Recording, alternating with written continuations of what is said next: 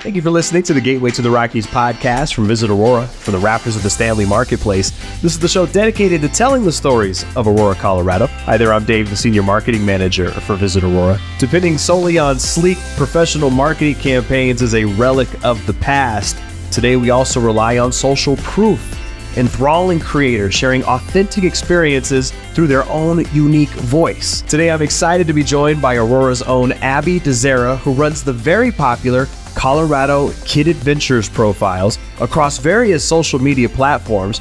She's also a part of our Aurora Creative Collective, a group of influencers that are shining a light on all that Aurora has to offer visitors and residents alike. Thank you for joining today, Abbie. Thank you for having me. Abbie, what's your story? What brought you to Aurora? Well, we moved almost 6 years ago to Colorado, and we just kind of picked Aurora because we liked what it had to offer for families.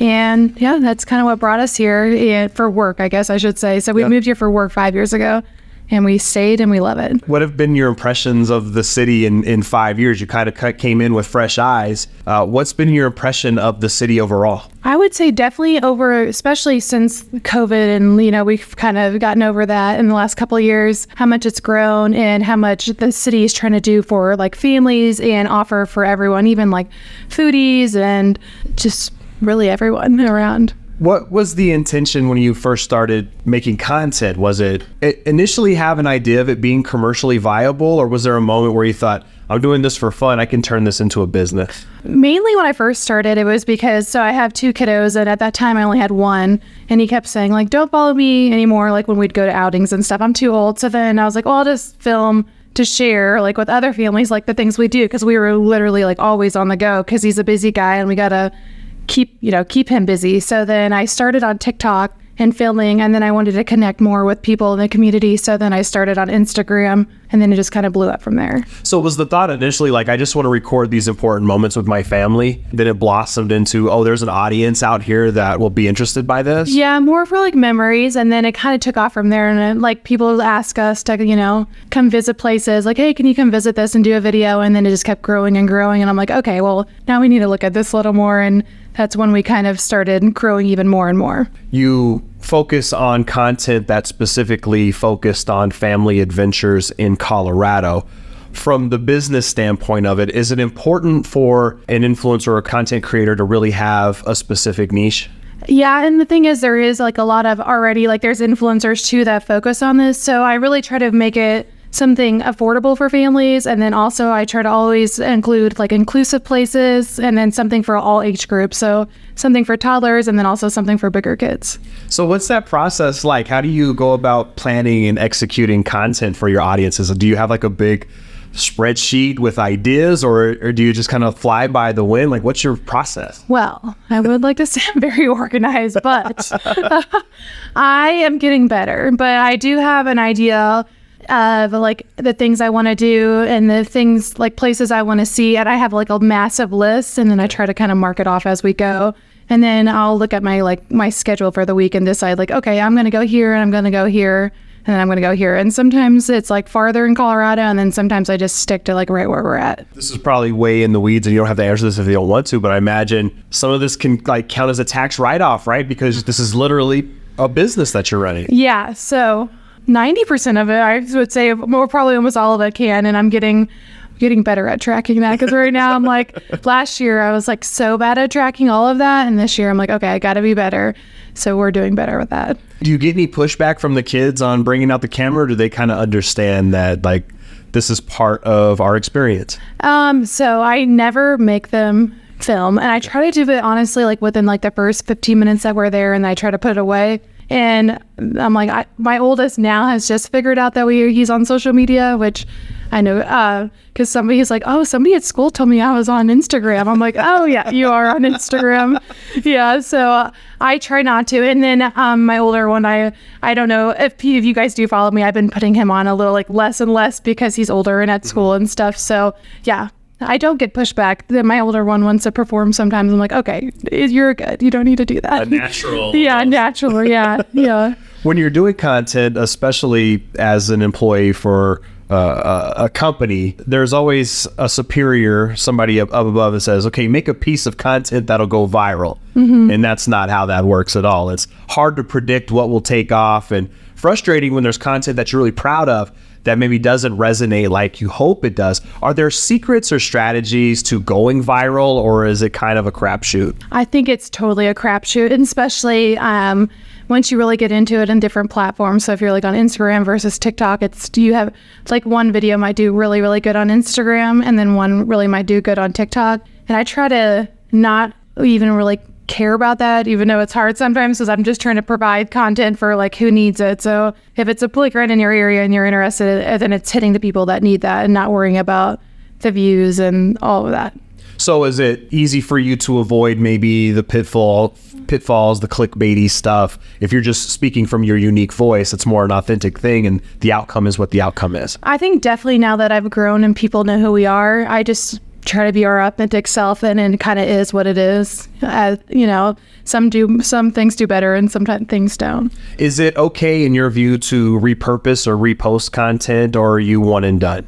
I am not one and done, and okay. Sometimes people like it and some people sometimes don't, but some of my content I posted and there was only like 2,000 followers, and now I am where I am. So then those people actually haven't even seen it, or like people are visiting, and people forget about things. So I do repurpose content. It's so important to do that because the algorithms are so unpredictable. You don't know how much of your audience are being exposed to a particular piece of content without interaction. Obviously the interaction grows that reach, but that's got to be so frustrating when you only know a certain percentage of your audience is going to organically see this. I wish that these social media platforms would provide the content to the people that have gone out of their way to like your page, instead of throttling it and then charging businesses or people to get that reach. I mean, if people gone out of their way to subscribe to you, they should see all of your content. Right? Yeah. Another thing too is I have in 1 week I'll have a band of people say like go to Fort Collins or go to Colorado Springs, but I'm like one person centrally located, and it's not like, we get paid for everything we do. So then if I get a lot of interest in one area, then sometimes I'll repurpose content based off of that and saying like, here's 5 places in Fort Collins, here's 5 places in Aurora, which I post in Aurora a lot because we live in Aurora. So then I also everyone's like, oh, you stay in Aurora and Denver. Well, I mean, I live here, so it's easy to go after school or like in between school and to go to places. So I imagine not all of those suggestions are really pertinent to what you're trying to push out there, or if it is, maybe you don't know exactly how to approach it. But I imagine those suggestions are also helpful when it comes to maybe filling in any gaps in your content calendar. It does, yes, for sure. And yes, and kind of going back to what we first started, we'll have a lot of people reach out and it doesn't go with our niche. And in the beginning, we were kind of saying yes to everything, and I've gotten better at saying no and sticking to what is in our niche. So if you suggest something and I don't do it, sometimes it's because it's not really what we're focusing on the moment. Do you share with the creator community, will you refer content like, hey, maybe this is better for this person that you've collaborated with in the past, or people send you ideas? Is that the kind of community that exists? So it does and it doesn't. It depends on the person. I'm definitely like that. I try to share with anyone, if someone reaches out and is like, hey, I want to know more about restaurants, and I'll send them, these people go to this place, or I want to know about these, even people that do the same thing as me. And hey, I want to know more about the north side of town or this northern part of Colorado. I'll send them a few influencers that live in that area that I know of and post more in that area. Have you found that to be a competitive space with people who are doing similar content to you, or do you find it's collaborative? I would say 90% of the time it's collaborative. Even a lot of us Colorado moms have a group message, nice. And group Instagrams, and then I have some with all people all over the country that we're a part of, and we talk back and forth and run ideas and stuff. Do you have any moments or pieces of content that you were surprised that took off as well as they did? What are the ones that stick out to you that you knew that it was good, but you didn't realize it was going to be as successful as it was? Just sometimes there's random content. There was one this year, actually. It was one that I did with you guys, Visit Aurora. Then it was a holiday one. It was 5 things to do in Aurora, and that one did, or 5 holiday things to do in Aurora, I think it was, or something, but that one did really well, and I was like, okay, well, that's good. But there's random ones that are my kids are just swinging on the swing, or I'm swinging with them, and then it just so good. And sometimes it's negative and sometimes it's positive, and I'm like, no matter what, if you're commenting, thank you, because it's boosting the algorithm, but I don't engage in like the negative comments. And like if it's, people being mean to each other, then I just delete the comments. But other than that, I'm just like random videos sometimes you don't expect at all. Do you find better success when you really curate or when it's just more simple? My most success right now is like I started doing a lot of series. So like last summer I did 50 parks, and I'm going to do that again this summer as well. But people like come back because they're like, okay, what's the next thing? I did an indoor series this winter time and to show like my favorite indoor places to go visit with kids. When you're building a following, it starts off with family and friends and supporters. Yeah. Then you cross this threshold, and I don't know exactly what the number is, where you inevitably start getting a few trolls or rude comments like you alluded to, or direct messages, I imagine. Have you experienced that? And what's your approach to the not so friendly side of social media? Actually, so going back, I actually didn't tell any of my friends or family about my page until last year, I think. Really? I just kept it like a little secret, my little project. Were you afraid of getting judgment or commentary or unsolicited opinions? Not from family, but from friends, 'cause, Really? Yeah, maybe not such my close friends, but just acquaintances. I didn't share on my other social media, my personal pages, hey, this is what I'm doing.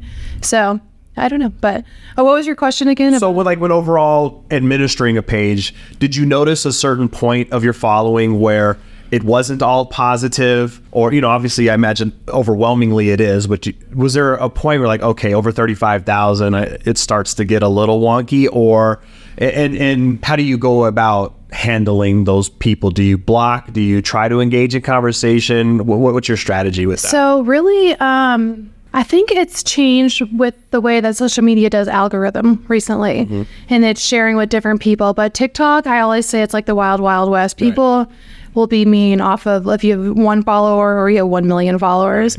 And I don't engage, and then I just kind of let them kind of go at it with each other, which I don't know if that's the right thing to do. It's always good though when somebody defends you that you don't even know, but they understand that what this person is doing is trolling, or it's maybe an unfair opinion. It's nice when somebody goes to bat on your behalf. Yeah, exactly. And I'm like, okay, thank you. Thanks. But sometimes I'll like their comments, but I don't actually comment back unless I'm feeling a little sassy, I guess. Do you have any burner accounts that you can comment? Maybe I should. Maybe I should have a burner account.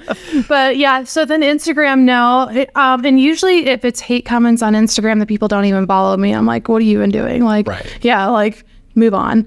And it's usually about the area or something that we went to, and I'm like, I share everywhere because it should be accessible for all families, no matter of the area. You don't know, maybe that's their only option to go to this one place. So, well, that's one of the things that we're fighting here at Visit Aurora is we want to make sure that, we acknowledge that there are some perception difficulties in Aurora, but once you actually get familiar with all that the city has to offer, you realize maybe it's not everything that you see on the news. If you take a step deeper, it goes beyond your preconceived notions. And that's part of the reason why we started the Aurora Creative Collective, was the idea of people like you showcasing that we're more than what's on the headlines and the news. There's a lot of family activities here. There's a lot of outdoor adventures here. There's a great culinary scene. And I imagine there's some satisfaction in shining light on maybe a place that doesn't necessarily have a pristine reputation on the surface level. Yeah. I do have I'll have to show you after this, but I have a video from a playground in Aurora that it just hit 1 million views on Instagram. Wow. But some of the comments are people going back and forth. I'm like, well, it is what it is, but it's a great place. And I always tell people visit Aurora, but don't Google Aurora. There's so don't Google the news, but there's so many other things that it has to offer. And that's a whole deeper conversation about, the anomalies of society get the most attention. What's really happening in Aurora is you have a thriving city, a diverse city with a lot of people that are working hard and playing even harder, and it's a great community if you know where to go, and that's what the focus is. It's not always what leads in the headlines though when it comes to that. The comments, the peanut gallery, I imagine, is compounded by the fact that you're a mother. Everybody is a parenting expert on social media. Do you sometimes get pushback about highlighting your kids in your content? I have in the past. Some, and that's a topic of conversation in our house too, is do we show the kids? Do we not show the kids? and then how much, and then especially because our older one is in school now, like how much. But yeah, we do get some pushback, and then I just say that's our family decision right now that we are showing our kids on social media. Do you have conversations with your kids about safety and social media?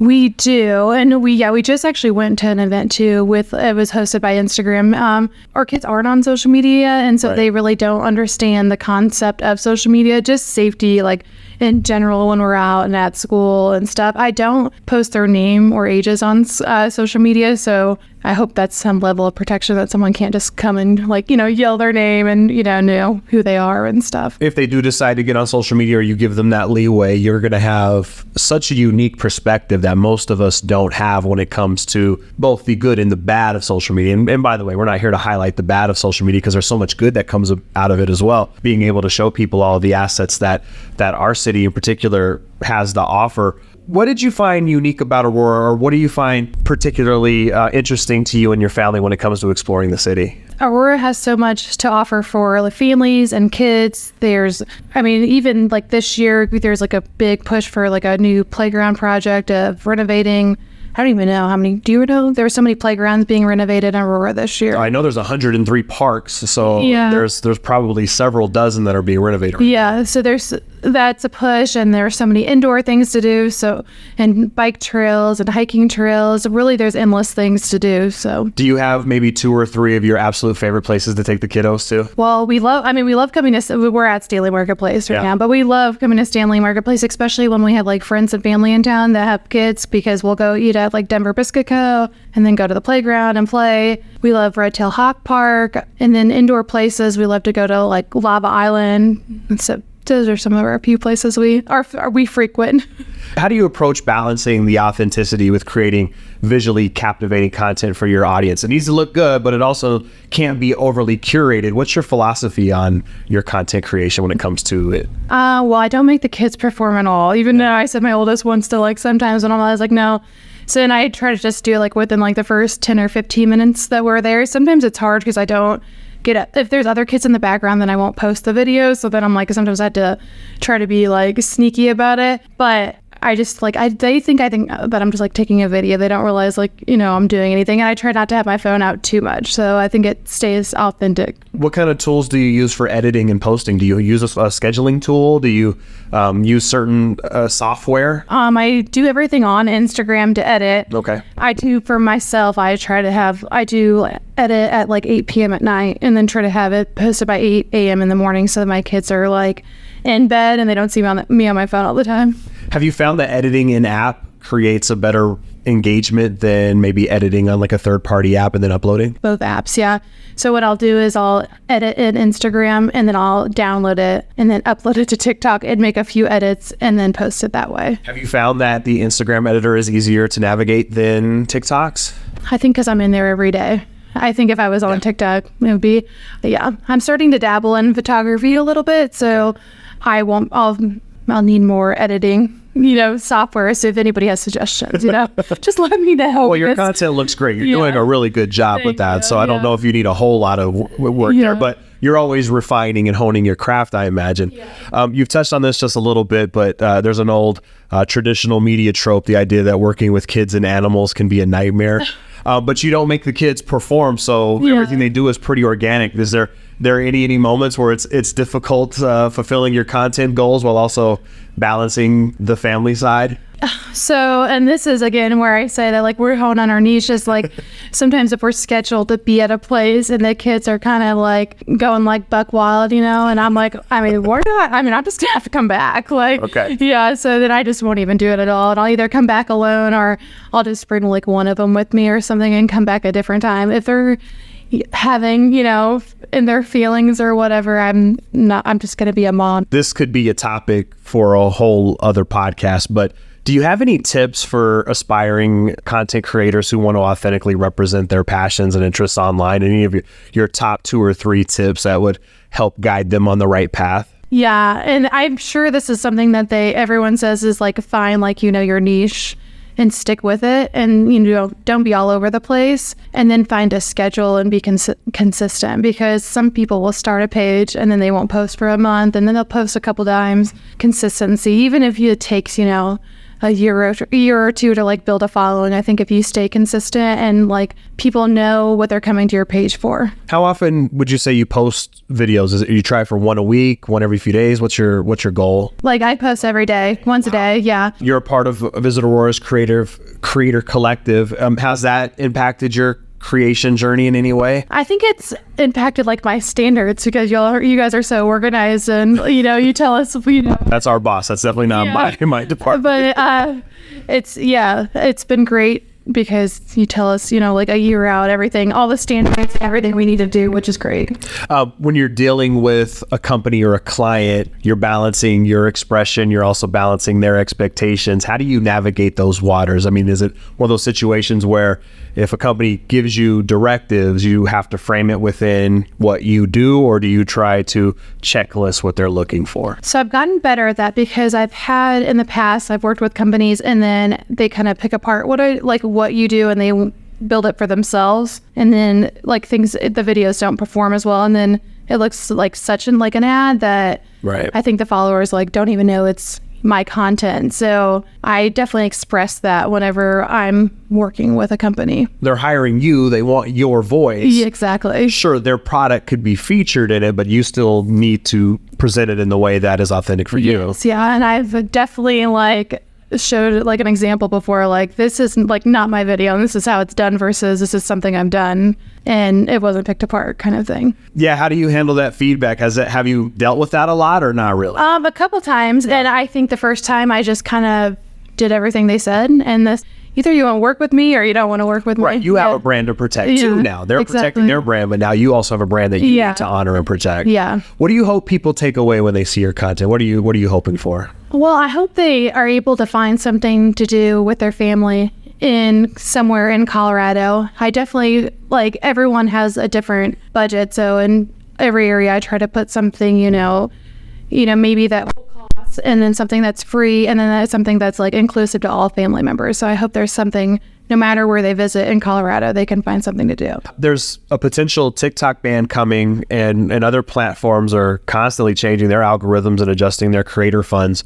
Is the creator economy growing or shrinking in your view, and where do you see it headed? I think it's definitely growing. I think that TikTok ban, I feel like a lot of people are very unsure of their future, especially the ones that are on TikTok full time. But I think that there's always going to be something new, and you just kind of have to stay on top of the trends. Looking ahead, what are some of your goals or projects that you're excited about pursuing in the future with your platforms? I'm excited for the summer. I love summertime. I love the warm weather. I love getting outside with the kids, camping, and we just got some bikes, so we're going to be biking a lot this summer, and just doing our normal. We're going to do another summer series of, I don't know exactly the name. I thought about changing up the name, but another summer series of visiting all the fun places in Colorado. You're on all the platforms, right? Primarily Instagram and TikTok. Are you also on Facebook and X? I'm on Facebook and X. I don't really use them. I'm also on the YouTube short films, and I also haven't really started using that, but they're basically backup accounts to hold my names in case the other platforms evolve and stuff. So, well, thank you so much for taking the time today. It's been really fascinating to get an insight on all that you do. Thank you. Yeah, thanks for having me. That was Abbie Dzara. There's a wealth of great things to do and lots of captivating family content on Abbie's various pages. Make sure you follow along